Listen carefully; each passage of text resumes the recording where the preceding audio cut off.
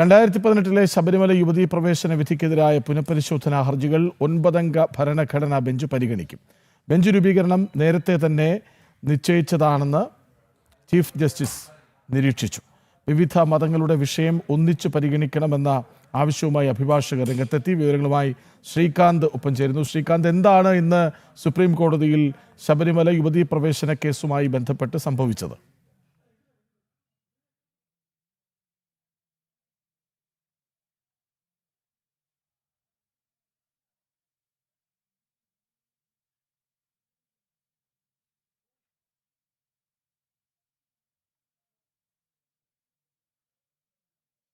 Sabarimala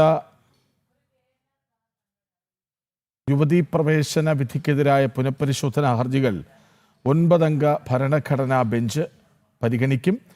bench രൂപീകരണം നേരത്തെ തന്നെ നിശ്ചയിച്ചതാണെന്ന് ചീഫ് ജസ്റ്റിസ് പറഞ്ഞു. വിവിധ മതങ്ങളുടെ വിഷയം ഒന്നിച്ച് പരിഗണിക്കണമെന്ന ആവശ്യവുമായി അഭിഭാഷകരും രംഗത്തെത്തി. ശ്രീകാന്ത്, എന്താണ് സുപ്രീം കോടതിയിൽ ഇന്ന് സംഭവിച്ചത്? ഇപ്പോൾ വരുന്ന ഏറ്റവും പ്രധാനപ്പെട്ട കാര്യം മാർച്ച് 15 മുതൽ ഈ കേസിൽ വാദം കേൾക്കും എന്നുള്ളതാണ്. കേസ് മാർച്ച് 15 മുതൽ ഈ കേസിൽ വാദം കേൾക്കാൻ കോടതി തീരുമാനിച്ചിട്ടുണ്ട്. അതിന്റെ വിശദാംശങ്ങൾ ഇപ്പോൾ വന്നു തുടങ്ങിയിട്ടുണ്ട്. അതായത് ശബരിമല വിഷയത്തിൽ ആദ്യം വാദം കേൾക്കും, റഫറൻസിനുള്ള ചോദ്യങ്ങൾ തയ്യാറാക്കും, വാദങ്ങൾ ക്രോഡീകരിക്കാൻ നോഡൽ അഭിഭാഷകരെ നിയോഗിച്ചിട്ടുണ്ട്. 9-അംഗ ബെഞ്ചിൽ നിലവിലുള്ള ഏക അംഗം താനാണെന്ന് ചീഫ് ജസ്റ്റിസ് പറയുന്നു. വാദങ്ങൾ അഭിഭാഷകർ എഴുതി നൽകുന്നതിന് പിന്നാലെ സുപ്രീം കോടതി ചോദ്യങ്ങൾ തയ്യാറാക്കും. 5 മതങ്ങളിലെ വിഷയങ്ങൾ ഈ 9-അംഗ ബെഞ്ചിലേക്ക് എത്തും. 9-അംഗ ഭരണഘടനാ ബെഞ്ച് പുനഃസംഘടിപ്പിക്കാനും നിലവിൽ ഇപ്പോൾ തീരുമാനിച്ചിട്ടുണ്ട്. 9-അംഗ ബെഞ്ച് വാദം കേൾക്കണോ എന്നതിൽ ആദ്യം തീരുമാനമെടുക്കും എന്നതാണ് നിലവിൽ ഇപ്പോൾ ചീഫ് ജസ്റ്റിസ് അധ്യക്ഷനായ 3-അംഗ ഡിവിഷൻ ബെഞ്ച് ഇപ്പോൾ പറയുന്നത്. മാർച്ച് 15 മുതൽ വാദങ്ങൾ കേൾക്കാനാണ് നിലവിൽ തീരുമാനിച്ചിട്ടുള്ളത്. അതായത് ഏറ്റവും പ്രധാനപ്പെട്ട വിഷയങ്ങൾ ശബരിമല വിഷയത്തിൽ ആദ്യം വാദം കേൾക്കാൻ തീരുമാനിച്ചിരിക്കുന്നു സുപ്രീം കോടതി. ദാവൂദി ബോറ വിഭാഗവുമായി ബന്ധപ്പെട്ടും പാഴ്സി വിഭാഗവുമായി ബന്ധപ്പെട്ടുമുള്ള കാര്യങ്ങൾ ഉണ്ടായിരുന്നു. ഈ മുസ്ലിം സ്ത്രീകളുടെ മസ്ജിദ് പ്രവേശനവുമായി ബന്ധപ്പെട്ട കാര്യങ്ങൾ ഉണ്ടായിരുന്നു. ആ കാര്യങ്ങളെല്ലാം പിന്നീടായിരിക്കും. ആദ്യം വാദം കേൾക്കുക ശബരിമല വിഷയത്തിലാണ്. 9-അംഗ ബെഞ്ച് തന്നെ വാദം കേൾക്കണോ എന്നതിൽ ആദ്യം തീരുമാനമെടുക്കണം എന്നാണ് പറഞ്ഞത്. അന്നത്തെ 9-അംഗ ബെഞ്ചിൽ നിലവിലുള്ള ഏക അംഗം താനാണ് എന്ന് ചീഫ് ജസ്റ്റിസ് ഇപ്പോൾ വ്യക്തമാക്കിയിരിക്കുന്നു. അതിനാൽ തന്നെ മാർച്ച് 15 മുതൽ ശബരിമല വിഷയത്തിൽ വാദം കേൾക്കാൻ തീരുമാനിച്ചിട്ടുണ്ട്. മാർച്ച് 15-ന് മുൻപ് വാദങ്ങൾ എല്ലാ ബന്ധപ്പെട്ട കക്ഷികളും എഴുതി നൽകാനും ഇപ്പോൾ സുപ്രീം കോടതി നിർദ്ദേശം നൽകിയിരിക്കുന്നു. അതായത് ശബരിമല കേസിൽ ആദ്യം വാദം കേൾക്കാൻ ഇപ്പോൾ തീരുമാനിച്ചിരിക്കുന്നു സുപ്രീം കോടതി. അത് മാർച്ച് 15 മുതൽ വാദം കേൾക്കും. അത് 9-അംഗ ബെഞ്ച് വാദം കേൾക്കണോ എന്നതിൽ കോടതി പിന്നീട് തീരുമാനമെടുക്കും. മാർച്ച് 15-ന് മുൻപ് വാദങ്ങൾ എഴുതി നൽകണം എന്നാണ് ഇപ്പോൾ ബന്ധപ്പെട്ട കക്ഷികളോട് കോടതി പറഞ്ഞിട്ടുള്ളത്. ഏറ്റവും പ്രധാനപ്പെട്ട ഇപ്പോൾ പുറത്തു വരുന്ന വിവരങ്ങൾ ഇപ്രകാരമാണ്.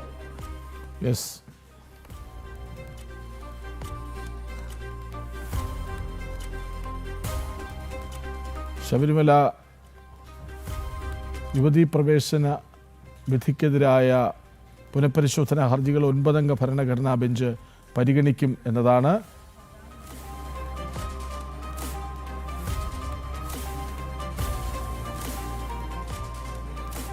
ശ്രീകാന്ത് ഒപ്പം ചേരുന്നുണ്ട്. ശ്രീകാന്ത്, ഈ സുപ്രീം കോടതി ശബരിമല യുവതീ പ്രവേശന കേസിൽ ഇന്നൊരു ദിവസം പറഞ്ഞു വെക്കുന്നത് എന്താണ്?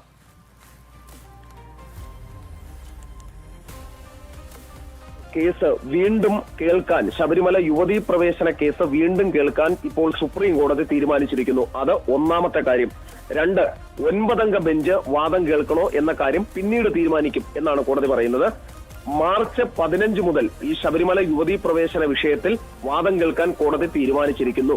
മാർച്ച് 15-ന് മുൻപ് ഇതുമായി ബന്ധപ്പെട്ട മുഴുവൻ കക്ഷികളും ഈ കേസിലെ അവരുടെ വാദങ്ങൾ എഴുതി നൽകണം എന്നാണ് കോടതി ഇപ്പോൾ പറഞ്ഞിട്ടുള്ളത്. അതിന്റെ ക്രക്സ് ഇന്ന് നടന്ന കോടതിയിലെ വാദങ്ങളുടെ, ഇന്ന് നടന്ന കോടതി തീരുമാനങ്ങളുടെ ക്രക്സ് ഇപ്രകാരമാണ്. അതായത് ശബരിമല വിഷയത്തിൽ ആദ്യ വാദം കേൾക്കും. ആദ്യം ശബരിമല വിഷയത്തിലായിരിക്കും വാദം കേൾക്കുക. ആകെ 67 പുനഃപരിശോധനാ ഹർജികൾ ഉള്ളതിൽ ശബരിമല വിഷയത്തിലായിരിക്കും ആദ്യം വാദം കേൾക്കുക എന്നാണ് പറയുന്നത്. റഫറൻസിനുള്ള ചോദ്യങ്ങൾ തയ്യാറാക്കാൻ തീരുമാനിച്ചിട്ടുണ്ട്. വാദങ്ങൾ ക്രോഡീകരിക്കാൻ നോഡൽ അഭിഭാഷകരെ നിയോഗിച്ചു. 9-അംഗ ബെഞ്ചിൽ നിലവിലുള്ള ഏക അംഗം താനാണെന്ന് ചീഫ് ജസ്റ്റിസിന്റെ ഒരു അഭിപ്രായവും വന്നിട്ടുണ്ട്. വാദങ്ങൾ അഭിഭാഷകർ എഴുതി നൽകുന്നതിന് പിന്നാലെ സുപ്രീം കോടതി ചോദ്യങ്ങൾ തയ്യാറാക്കാനും തീരുമാനിച്ചിട്ടുണ്ട്. 9 അംഗ ഭരണഘടനാ ബെഞ്ച് പുനഃസംഘടിപ്പിക്കാൻ തീരുമാനിച്ചിട്ടുണ്ട്. അതേസമയം 9 അംഗ ബെഞ്ച് തന്നെ വാദം കേൾക്കണോ എന്നതിലും തീരുമാനമെടുക്കും. മാർച്ച് 15 മുതൽ വാദം കേൾക്കാനാണ് ഇപ്പോൾ തീരുമാനിച്ചിരിക്കുന്നത്. മാർച്ച് 15 മുൻപ് വാദങ്ങൾ എഴുതി നൽകണം എന്നീ തീരുമാനങ്ങൾ ഇപ്പോൾ സുപ്രീം കോടതി അറിയിക്കുകയും ചെയ്തിട്ടുണ്ട്. കൃഷ്ണരാജ്, ശ്രീകാന്തിലേക്ക് വരാം. ഇപ്പോൾ ശ്യാം കൂടി ഒപ്പം ചേരുന്നുണ്ട്. ശ്യാം, അതായത് ഈ വാദങ്ങൾ ക്രോഡീകരിക്കാൻ നോഡൽ അഭിഭാഷകർ എന്നൊരു നിരീക്ഷണം അതിനകത്ത് വരുന്നുണ്ട്. എന്താണ് ഈ വാദങ്ങൾ അഭിഭാഷകർ എഴുതി നൽകുന്നതിന് പിന്നാലെ സുപ്രീം കോടതി ചോദ്യങ്ങൾ തയ്യാറാക്കുമെന്നും പറയുന്നുണ്ട്. തീർച്ചയായും കൃഷ്ണരാജ്, ഇതിൽ ഏറ്റവും പ്രധാനപ്പെട്ട പോയിന്റ് 14 മുമ്പ് മാർച്ച് 14 മുമ്പ് വിശദമായി തന്നെ വാദങ്ങൾ എഴുതി നൽകണം എന്നൊരു വളരെ പ്രധാനപ്പെട്ട പോയിന്റാണ് ഇന്ന് ചീഫ് ജസ്റ്റിസ് അധ്യക്ഷനായ 3 അംഗ ബെഞ്ച് മുന്നോട്ട് വെച്ചത്. അതിനുശേഷം, അതായത് 15-ന് ശേഷം വിശദമായി തന്നെ തുടർ വാദങ്ങൾ തന്നെ ഈ വിഷയത്തിൽ ഉണ്ടാകും എന്ന വളരെ പ്രധാനപ്പെട്ട പോയിന്റാണ് ഇന്ന് ബഹുമാനപ്പെട്ട സുപ്രീം കോടതിയുടെ ഭാഗത്തുനിന്ന് വന്നത്. ഇത് ഏറ്റവും കൂടുതൽ ബാധിക്കുക സംസ്ഥാന സർക്കാരിനെ തന്നെയാണ്. കാരണം കൃഷ്ണരാജ് തന്നെ അല്പസമയം മുമ്പ് നമ്മളെല്ലാവരും കേട്ടതാണ് ഈ CPM സംസ്ഥാന സെക്രട്ടറി MP ഗോവിന്ദൻ പറയുന്നത് കാര്യങ്ങളൊക്കെ അതിന്റെ സമയത്ത് അങ്ങ് തീരുമാനിക്കും എന്ന നിലപാടാണ് ഇപ്പോഴും പറയുന്നത്. അതിന്റെ അർത്ഥം ഈ വിഷയത്തിൽ എന്താണ് സംസ്ഥാന സർക്കാർ സ്വീകരിക്കാൻ പോകുന്ന നിലപാട് എന്നതിനെ കുറിച്ച് ഇപ്പോഴും സംസ്ഥാന സർക്കാരിനോ ആ സർക്കാരിനെ നയിക്കുന്ന പാർട്ടിയായ CPM-നോ വ്യക്തതയില്ല എന്ന് സമയമാകട്ടെ കൈകാര്യം ചെയ്യാം എന്ന് പറയുമ്പോൾ അതിനർത്ഥം തെരഞ്ഞെടുപ്പ് പടിവാതിൽക്കലുണ്ട്, ഒന്നും പറഞ്ഞ് പെടുന്നില്ല, ഒളിച്ചുകളി തുടരും അല്ലേ? തീർച്ചയായും അതൊരു കണ്ണൂർ ഭാഷയിൽ പറഞ്ഞ ഒരു വാക്കായി വേണം അതിനെ കാണാൻ.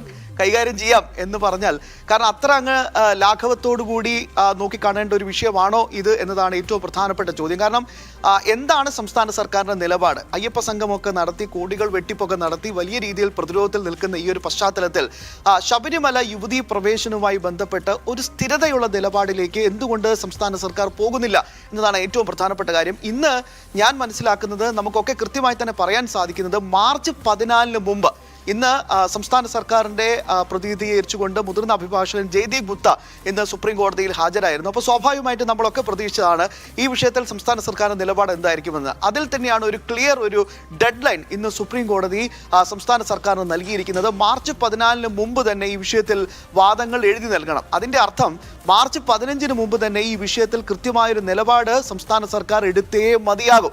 അത് കൃത്യമായി തന്നെ ഒരു നിർദ്ദേശം സംസ്ഥാന സർക്കാരിനുമേൽ മറ്റ് കക്ഷികൾക്കുമേൽ സുപ്രീം കോടതിയുടെ ഭാഗത്ത് നിന്ന് ഉണ്ടായിട്ടുണ്ട് എന്നതാണ് ഇന്നത്തെ ഈ ശബരിമല കേസുമായി ബന്ധപ്പെട്ട് പരിഗണിക്കുമ്പോൾ എടുത്തു പറയാവുന്ന ഏറ്റവും പ്രധാനപ്പെട്ട പോയിന്റ്. അങ്ങനെയാണെങ്കിൽ കൃഷ്ണരാജ് പറഞ്ഞതുപോലെ തന്നെ മാർച്ച് 15 മുമ്പിൽ ആ സമയമാകുമ്പോൾ അങ്ങ് കൈകാര്യം ചെയ്യാം എന്ന രീതിയിലുള്ള ഒരു ലാഘവത്തോടു കൂടി ഒരു നിലപാടുമായി ഇനി ഗോവിന്ദ മാഷിനോ സംസ്ഥാന സർക്കാരിനോ CPM-നോ മുന്നോട്ട് പോകാൻ സാധിക്കില്ല. 14-ന് മുമ്പ് തന്നെ ഈ വിഷയത്തിൽ എന്താണ് CPM മുന്നോട്ട് വെക്കുന്ന നിലപാട്, എന്താണ് സംസ്ഥാന സർക്കാരിന്റെ നിലപാട് എന്നത് കൃത്യമായി തന്നെ എഴുതി നൽകണം. അതാണ് ഏറ്റവും പ്രധാനപ്പെട്ട പോയിന്റ്. CPM വലിയ പ്രതിരോധത്തിലേക്ക് പോകുന്നു. തീർച്ചയായും CPM-നെ സംബന്ധിച്ചിടത്തോളം വിശ്വാസികൾക്കൊപ്പമാണ് എന്ന് പറയുകയും ചെയ്യും. ശബരിമല യുവതീ പ്രവേശനം അടഞ്ഞ അധ്യായമല്ല എന്ന് വേറൊരു സമയത്ത് പറയും. ഇങ്ങനെ ഓരോ നിലപാടുകൾ ഓരോ സമയത്ത് പറഞ്ഞുകൊണ്ടിരിക്കുന്ന ഒരു സാഹചര്യം നിലവിലുണ്ട്.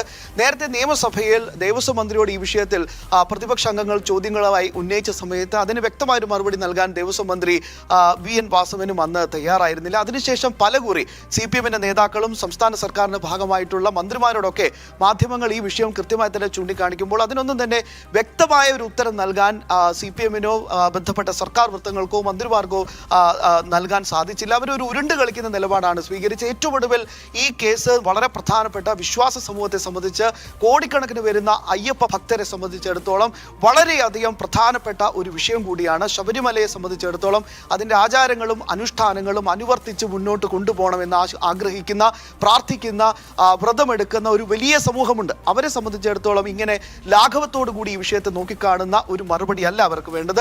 മാർച്ച് 14-ന് മുമ്പ് കൃത്യമായി തന്നെ എല്ലാ കക്ഷികളും, ആ കക്ഷികളിൽ സംസ്ഥാന സർക്കാരുമുണ്ട്, യുവതീ പ്രവേശനം നടത്തിയത് എന്തോ വലിയ സംഭവമാണ്, അത് നവോത്ഥാനത്തിന്റെ മറ്റൊരു ഉദാത്ത മാതൃകയാണ് എന്നൊക്കെ രീതിയിലുള്ള നെറേറ്റീവുകളും വലിയ രീതിയിൽ തന്നെ ഹിന്ദു സെന്റിമെന്റ്സ് ഈ വരുന്ന അയ്യപ്പ ഭക്തരുടെ മേൽ വലിയ രീതിയിൽ തന്നെ വ്രണപ്പെടുത്തുന്ന രീതിയിലുള്ള ചില പരാമർശങ്ങളൊക്കെ CPM-ന്റെയും ഒപ്പം തന്നെ സംസ്ഥാന സർക്കാരിന്റെ ഭാഗത്തു നിന്നുള്ള മന്ത്രിമാരുടെയൊക്കെ നമ്മൾ അന്ന് കണ്ടതാണ്, അന്ന് കേട്ടതാണ്. വ്രണിത ഹൃദയരായി നമ്മളെല്ലാം അത് കേട്ടതാണ്. പക്ഷെ ഇനി ഈ സർക്കാർ തന്നെയാണ് പിന്നീട് വീടുകളിൽ കയറിപ്പോയി ഞങ്ങൾ എടുത്ത തീരുമാനം തെറ്റായിപ്പോയി എന്ന് ലോക്സഭാ ഇലക്ഷനിലെ ഏറ്റവും വലിയ തിരിച്ചടിക്ക് ശേഷം തീരുമാനമെടുത്തത്. അതിനുശേഷം 2021 ശേഷം പല രീതിയിലുള്ള മാറ്റങ്ങൾ നമ്മൾ കണ്ടു. ഏറ്റവും ഒടുവിൽ 2024 പമ്പ മണൽ തിട്ടയെ സാക്ഷി നിർത്തി ഒരു ആഗോള അയ്യപ്പ സംഗമം നടത്തിയത് നമ്മൾ കണ്ടു.